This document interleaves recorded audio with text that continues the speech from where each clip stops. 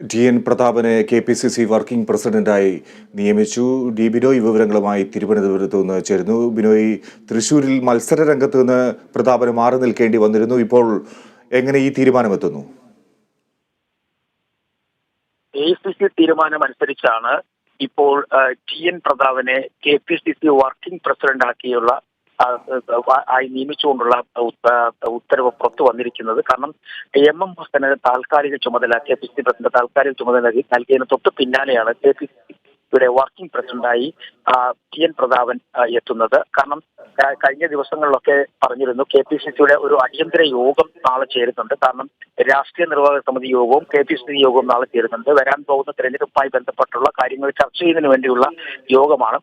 ആ യോഗത്തിന് തൊട്ടു പിന്നാലെ തന്നെ ഈ കെ.പി.സി.സി ഭാരവാഹികൾ ഉൾപ്പെടെയുള്ളവർ നാളെ രാജ്ഭവന് മുന്നിൽ പൗരത്വ ബില്ലുമായി ബന്ധപ്പെട്ട് നിലനിൽക്കുന്ന പ്രതിഷേധത്തിൽ പങ്കെടുത്തുകൊണ്ട് രാജ്ഭവന് മുന്നിൽ ഒരു പ്രതിഷേധ സമരവും സംഘടിപ്പിക്കാൻ തീരുമാനിച്ചെടുത്ത്.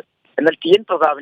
പ്രതാപന്റെ വരവ് വളരെ പെട്ടെന്നായിരുന്നു. ആരും പ്രതീക്ഷിക്കാത്ത തരത്തിലുള്ള ഒരു വരവ് തന്നെയാണ് നമുക്ക് പറയാൻ കഴിയും. കാരണം അദ്ദേഹത്തെക്കാൾ മുതിർന്ന നേതാക്കന്മാരുണ്ടായിരുന്നിട്ട് പോലും തൃശ്ശൂരിൽ ഒരു വിജയ സാധ്യതയുള്ള സീറ്റ് വീണ്ടും കെ മുരളീധരനെ നൽകിക്കൊണ്ട് അദ്ദേഹം പിന്മാറാൻ കാണിച്ച സ്വമനത്തിന് നൽകിയ ഒരു സമ്മാനം എന്നിരിക്കും വേണം ഇതിനെ കരുതുവാൻ.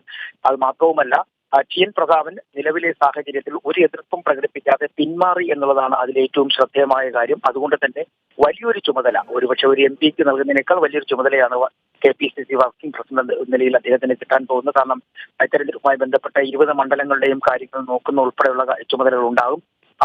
അദ്ദേഹം ഇന്ന് തന്നെ ഇവിടെ എത്തിച്ചേരുമെന്നാണ് ഇപ്പോൾ നേതൃത്വം ബന്ധപ്പെട്ട ആളുകൾ പറയുന്നത്. കാരണം നാളെ കെ.പി.സി.സിയുടെ ഒരു നേതൃയോഗം ചേരുന്ന സാഹചര്യത്തിലാണ്. മാത്രവുമല്ല, അദ്ദേഹം കോൺഗ്രസ് ഏത് സ്ഥാനം നൽകിയാലും അത് സ്വീകരിക്കാൻ തയ്യാറാണ് എന്ന് തന്നെ നേരത്തെ അറിയിച്ചിരുന്നു. കെ മുരളീധരനെ തൃശ്ശൂരിൽ സ്വീകരിക്കാൻ പോലും ടി.എൻ. പ്രതാപൻ ഉണ്ടായിരുന്നു. അതൊക്കെ തന്നെയായിരുന്നു അദ്ദേഹത്തിന് ഈ സ്ഥാനം ഇടയായത്. വരും ദിവസങ്ങളിൽ ഒരു പക്ഷേ കെ.പി.സി.സിയുടെ ഉയർന്ന സ്ഥലങ്ങളിൽ എത്താനുള്ള സാധ്യത നമുക്ക് തള്ളിക്കളയാനാകില്ല. ശരി ബിനോയ്.